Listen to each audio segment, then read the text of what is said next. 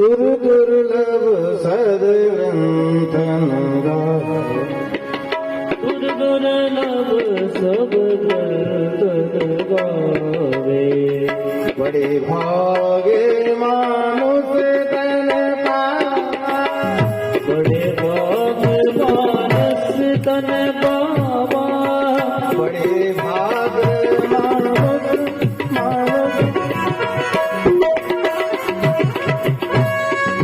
समाधानी जा, समाधानी जा।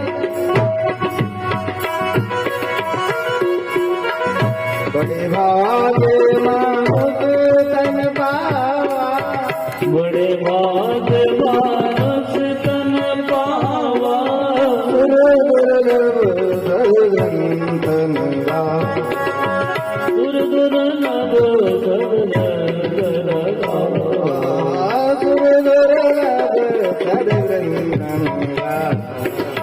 सुर दुर्लभ सब ग्रंथन गावा। तो बड़े भाग्य मानुष तन पावा सुर दुर्लभ, ये तो ग्रंथ भी कहते हैं कि देवताओं को भी दुर्लभ है मनुष्य देह। अच्छा, मनुष्य देह देवताओं को दुर्लभ किस लिए है? इसलिए है कि यहाँ पे संभावनाएं हैं। पशु योनि में संभावना नहीं, और जितनी भी योनियां उनमें कोई संभावना नहीं। स्वामी विवेकानंद कहते हैं, उन्होंने कहा तो इंग्लिश में, मैं हिंदी में बता रहा हूँ। उन्होंने कहा है कि every soul potential divine, every soul is potential divine, वो कहते हैं। लेकिन इसका मतलब ये होता है कि प्रत्येक आत्मा जब मनुष्य जीवन में यहाँ पर आती है, मनुष्य जन्म लेकर आती है, तो पोटेंशियली डिवाइन, वो इतनी दिव्यता लेकर आती है कि उसके अंदर सारी संभावना है, वो भगवान बन सकता है। मनुष्य भगवान बन सकता है, इतनी संभावना है। तो इसलिए देवताओं को, देवता की जो योनि है, देवता का जो जीवन है, उसमें भगवान बनने की संभावना नहीं। जो देवता बनते हैं ना, भगवान नहीं बन सकते, वो देवता ही बनकर रह जाते हैं। लेकिन मनुष्य भगवान बन सकता है। और यदि मनुष्य भी बन जाए ना, तो भी वो भगवान से कम नहीं है। इंसान भगवान न बन सके तो कोई गम नहीं है, इंसान ही बना रहे तो भी कम नहीं है, इतना भी कम नहीं है। तो ये जो पड़ाव है हमारा, ये जो मानव योनि है ना, ये पड़ाव है। यहाँ पर आकर आदमी को निर्णय लेना पड़ता है, यहाँ पर आदमी को आकर और एक चुनाव करना पड़ता है। मैंने कल चुनाव के बारे में बताया था कि व्यक्ति को यहाँ पर इस योनि में आने के बाद में चुनाव करना पड़ता है। वो ये नहीं कह सकता कि मुझे कुछ समझ में नहीं आ रहा है, हे कृष्ण मैं क्या करूं। अर्जुन बन के रह नहीं सकते, या तो कृष्ण बन जाना पड़ेगा या तो फिर दुर्योधन बन जाना पड़ेगा। दुर्योधन बन जाओ, पूरी तरह से बुरे हो जाओ, और या तो फिर पूरी तरह से अच्छे हो जाओ। अर्जुन बनकर नहीं रह सकते। अर्जुन की जो दशा है, अर्जुन की जो दुविधा है, अर्जुन द्वंद्व में जी रहा है। और आज हम लोग जितने भी लोग बैठे, सारे लोग द्वंद्व में जी रहे हैं। कोई निर्णय नहीं ले पा रहा है कि मैं क्या करूं। 24 घंटे में 1000 बार उसके प्लान चेंज हो जाते हैं। कभी सोचता है गायत्री परिवार से जुड़ जाएगा, बहुत अच्छा परिवार है। कभी सोचता है कि राम जी की भक्ति करो, राम जी अच्छे हैं। कभी कहता है कृष्ण जी की भक्ति करो, कृष्ण जी बहुत अच्छे हैं। कभी कहता है कि भक्ति छोड़ो, खेती करो।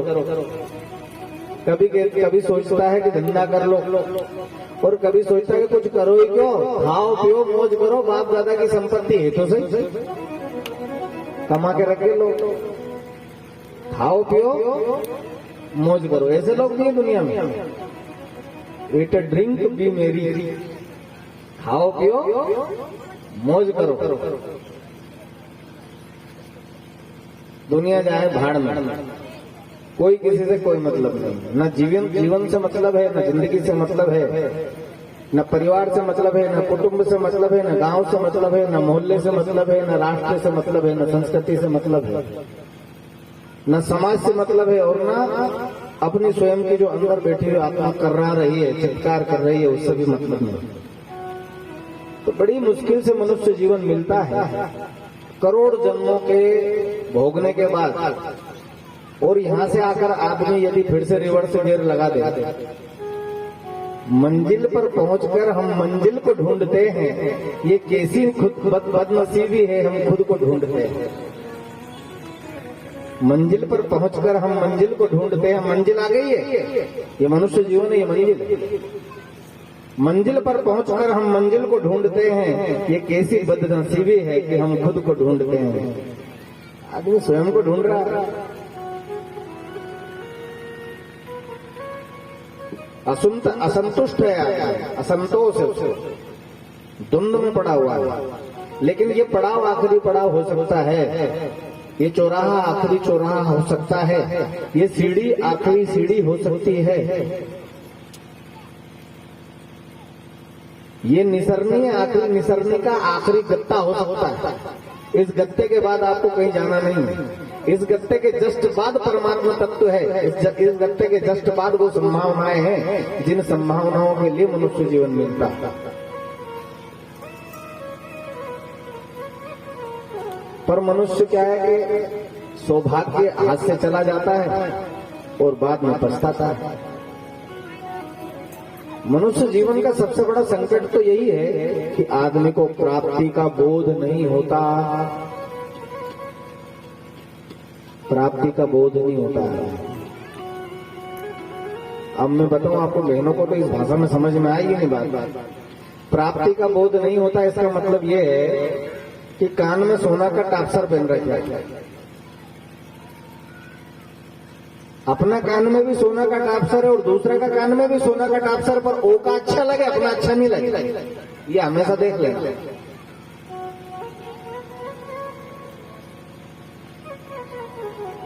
साड़ी हमने भी 1100-1200 की 1000 की साड़ी और रखी है, लेकिन दूसरा की साड़ी भले 900 की वो अच्छी लगे, अपनी 1200 की साड़ी अच्छी नहीं लगे। मेरे मकान में भी मेरे दादाजी रहते थे, फिर मेरे पिताजी रहते थे, फिर हम सारे 4-5 भाई मिलके रहते थे, मेरी माँ रहती थी, वहीं पर मेहमान भी आ जाते थे, उसी में खप जाते थे 2 कमरों में। आज मैं भी रह रहा हूँ उसी का मकान में, लेकिन हमेशा मुझे वो मकान अच्छा नहीं लगता, दूसरे का मकान पड़ोसी का अच्छा लगता है। ये मानवीय दशा है, ये मस्तिष्क की दशा है, आपके मन की दशा है कि आपको जो प्राप्त है, जो चीज आपने प्राप्त कर रखी है, उस प्राप्ति का आपको बोध नहीं होता और अप्राप्ति का बोध बार बार होता रहता है। जिसको प्राप्ति का बोध हो जाता है ना, बस वो मनुष्य पूरा मनुष्य बन जाता है, वो बुद्ध हो जाता है। जिसको बोध हो गया वो बुद्ध हो गया। हमेशा जीवन में ध्यान रख लेना, जब दांत टूट जाते हैं ना, बच्चा है छोटा सा बच्चा, उसको दांत आ गए, दूध के दांत आ गए। अब दूध के दांत आए तो 32 के 32 तो नहीं आते, पर एकाध भले आगे पीछे की दाढ़ भले एकाध कम हो, लेकिन लगभग पूरे दांत आ जाते हैं। फिर 6 साल बाद जब उसके दांत टूटने लगते हैं, 6-7 साल बाद, तो वो दांत जब टूटते हैं ना, तो अपनी जबान को बार बार उसी दांत के ऊपर ले जाता है। बार बार तो अपने माता पिता कहते भी, मम्मी कहती भी है, मुझसे तो कहती थी मेरी मम्मी, मेरे जब दांत टूटे थे ना, जब मुझको मालूम है, मेरी माँ कहती थी बार बार यहाँ है ना दांत जो टूटा है उस पर बार बार जबान मत चलाया कर, नहीं तो आड़ा तिरछा उगेगा। मैं कितनी कोशिश करता था, क्योंकि आड़ा तिरछा को डर कि आड़ा तिरछा उगेगा, आड़ा टेढ़ा उगेगा। मैं कितनी कोशिश करता कि यहाँ पर जबान नहीं जाना चाहिए, लेकिन वो चली जाती और ऐसे ऐसे घूम घाम के आ जाती, तब मुझे पता चलता कि जीवान तो गई। आपके साथ भी हुआ होगा, ऐसा हुआ होगा ना? जब दांत न थे तब तक गई नहीं, कभी नहीं गई। दांत थे 32 के 32, लेकिन कभी जबान वहां नहीं गई। लेकिन दांत टूट गया तो जबान बार बार वहां जाती है, वो बोध कराती है कि दांत टूट गए। अप्राप्ति का बोध होता है, प्राप्ति का बोध नहीं होता जीवन में। जमीन है बहुत सारी, जमीन, उसी जमीन से पूरे परिवार का भरण पोषण हो रहा है, 7 पीढ़ी हो गई है। अब वो जमीन मुझे कम लगती है। कुर्ता मैंने भी पीला पहन रखा है, कुर्ता हमारे छोटू भैया ने भी पीला पहन रखा, पर उनका कुर्ता मुझे अच्छा लगता है, मेरा कुर्ता अच्छा नहीं लगता। यही तो मानसिकता है। हमारा जो हमें प्राप्त जो चीज है हमें कभी अच्छी नहीं लगती, हमारा मन उससे भर जाता है। और जो अप्राप्ति है, जो प्राप्त नहीं है, अच्छा फिर उसको तुम प्राप्त करके देख ले। तुमने सोचा कि चार कमरे का मकान होना चाहिए, 2 कमरे हैं, 4 कमरे का मकान होना चाहिए, तुम 4 कमरे भी बना लिए तुमने, तो 4 कमरे के बगल में दूसरे का 8 कमरे का भी मकान है। अब तुम्हारी नजर आप 8 कमरे पे चली गई, क्यों? क्योंकि प्राप्ति का बोध नहीं होता है, ये मानसिकता है। 4 कमरे का बोध नहीं होगा कि भगवान तुझे कोटि कोटि धन्यवाद है, परमात्मा तुझे थैंक यू है, क्यों? क्योंकि तूने कम से कम मुझे रहने के लिए 4 कमरे तो दिए। आदमी को ये बोध हो जाए कि मेरे कान में जो गहने हैं, मेरे गले में जो गहने हैं और मेरे हाथ में जो चूड़ियां हैं, ये मेरी हैं और भगवान इसके लिए तुझे धन्यवाद है। मैं सौभाग्यशाली हूं कि तूने मुझे गहना पहनने का मौका दिया। इतना यदि हमने कह दिया तो समझ लेना धीरे धीरे धीरे धीरे फिर प्राप्ति का बोध होने लगता है। तो मैंने कहा मनुष्य जीवन जब मिल जाता है आदमी को, जब उन योनियों में था जिन योनियों में लोग लात घूंसे मारा करते थे, लोग गालियां देते थे, लोग घर से निकालकर भगा देते थे, लोग पालतू कहा करते थे, लोग आवारा कहा करते थे, उन योनियों में लोग डंडे बताया करते थे, लोग मारने को दौड़ते थे। उन योनियों में जब हम लोग थे तो हमारी आत्मा ये कहते थे परमात्मा एक बार दया करके तो मनुष्य योनि दे दे तो बाद में इन योनियों में आना ना पड़े। क्यों? क्योंकि उस समय मनुष्य योनि थी नहीं, तो मनुष्य योनि भी बार बार याद आती थी। भगवान ने दया करके मानव योनि दे दी तो वो चीज भूल गए हम लोग। अब मनुष्य जीवन का बोध ही नहीं। जब बुढ़ापा आ जाता है ना, आदमी जब घाट पे चला जाता है, बुढ़ापा आ जाता है, तब उसको पता चलता है कि मनुष्य योनि थी, भगवान ने बड़ी मुश्किल से दी थी और सारे जीवन हमने यूं ही गुजार दिया, पूरा जीवन यूं ही निकाल दिया। खटिया पर जवानी की याद आती है, हमेशा ध्यान रखिए। क्या जवानी थी उस समय? बूढ़े लोगों को आपने पुरानी बातें करते हुए सुना होगा, और पुरानी बात भी थोड़ी बहुत नहीं करते। हम उनके पास में बैठ जाए तो माथा खजा। जो पुराने लोग हैं उनके पास में तुम बैठ जाओ, पुरानी माँ साहब के साथ में बैठ जाओ, बा साहब के साथ बैठ जाओ ना, तो तुम्हारा माथा खराब कर दे बात कर करके। हमारे जमाना में असो होतो तो हमने असो म्याल मैंने उठा के म्याल है ऊपर धर दी।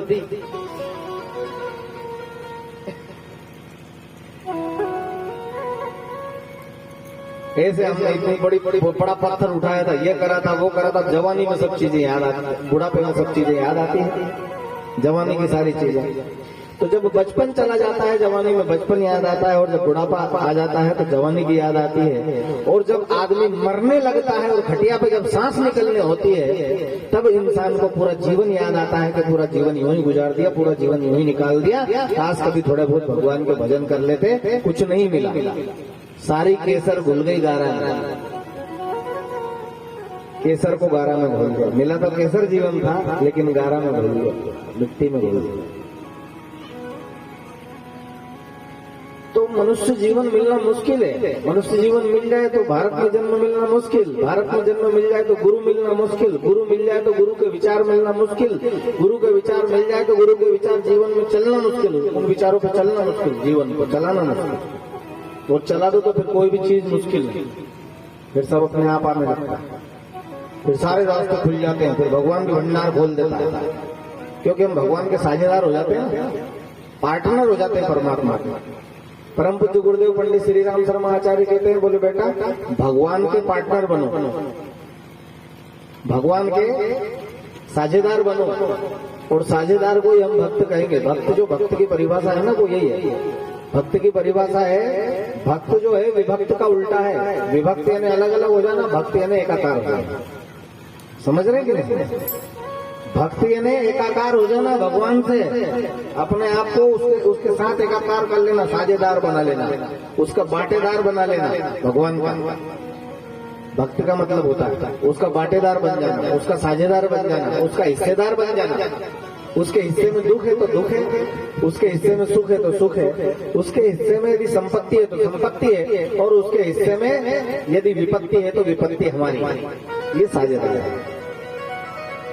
भगवान के हिस्से की संपत्ति, भगवान के हिस्से की विपत्ति, भगवान के हिस्से की का दुख और भगवान के हिस्से का चैन बटा लेना, ये भक्ति है।